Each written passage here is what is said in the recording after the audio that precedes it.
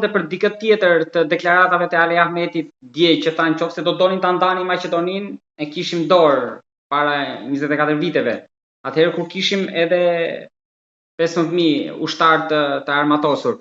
Përse Ali Ahmeti riktheu tani edhe çështjen këtë pra të ndarjes, por edhe të ushtarëve të armëve?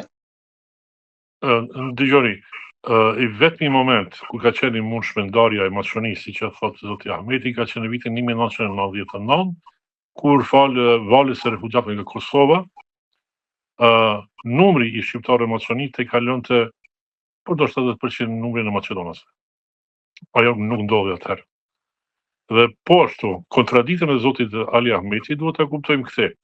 Kështu, në vitin 2001 ishte kryeministri atëhershëm Lupço Georgievsi që kërkonte ndarjen e Maqedonisë përmes programit të Akademisë së Shkencave dhe Arteve të Maqedonisë. Atij nuk ju lejua nga ana e Bashkimit Kombëtar. Tani, të kuptojmë çfarë zi. As që zoti Ahmeti ka mund ta krijon apo ta shpërndal Maqedoninë, as që zoti Mickovski sot apo Lupço Georgievsi atëherë apo Kiro Gligorovi para 50-60 vite, 80 vite e kanë kriju apo për Maqedoninë për ta shpërbër. Maqedonia është thjesht celula e fundit e real politikës jugosllaviste, si një tampon zonë mes palëve të kundërshtuara, të cilat kanë vetëm se një dakord, të mos prekin atë, pasi që asnjëra nuk është e sigurt se si do përfundon ajo ndarja e Maqedonisë. Dhe kjo është tragjedia e cila mban Maqedoninë në një martesë ku nuk ka as dashuri, nuk ka as respekt, nuk ka solidaritet, ka një frigorifer të zbrazët, ndërsa as bashkëshorti dhe as bashkëshortja nuk e çojnë kokën për fatin e fëmijës. Maqedonia është një tragjedi. Është një që po shndron në tragjikomedi. Por aktorët e këtyre krizave janë vendas.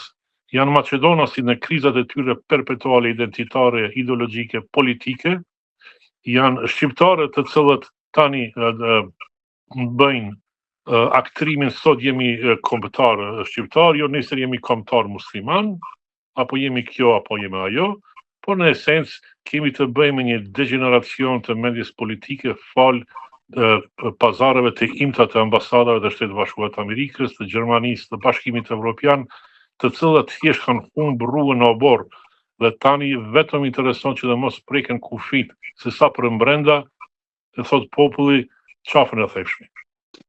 Zoti Zekolli, në analizën tuaj, cila nga ky demaskim dhe kjo grinje mes shqiptarëve aty, cila nga komunat rrezikon më shumë?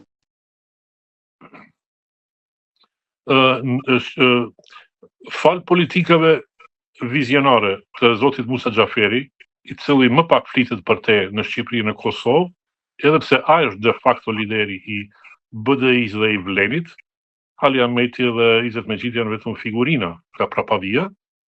Tani kemi një gjendje që faktikisht nga Kumanova deri në Strug për votën dhe përfaqësimin shqiptar do vendosen maqedonasit. Përmes atyre 1.000 apo 5.000 apo 10.000 vota varet në gjitha për secilës komunë dhe specifikave të saja. Dhe është kjo ajo që ua thash në fillim. Është një zëvendësim tezash, është një grupim njerëzve të cilët fal shantazhet që kanë nga sistemi, nga establishmenti i Maqedonisë përmes gjyqësisë, përmes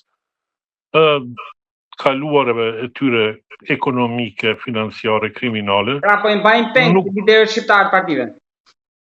Të gjithë. Nuk e them këtë. Ju urdhëroni, jeni në Shkup, uleni, me cili do përfaqësues të Vlenit dhe ai do ju tregon të gjitha të zezat të kandidatëve të BDI-s. Dhe pastaj vetëm do ndroni tavolinën në kafeterinë ku në sillen dhe kaloni të tavolina e BDI-s dhe ato do t'ju tregoj të gjitha të zezat e Vlenit. Të gjitha. Nuk e them këtë. Ata vetë e thonë. Por vetëm se para jush në Shqipëri, para nesh si opinion në Kosovë, duhet të mbahet kjo aktrimi se ne bëjmë dallimin. Por ja them, sa është dallimi mes BDI-s dhe Vlenit? Urdhëroni, pyetni zotin Ali Ahmeti dhe zotin Izet Mexhitin për rolin e Musa Xhaferit në këto 30 vite.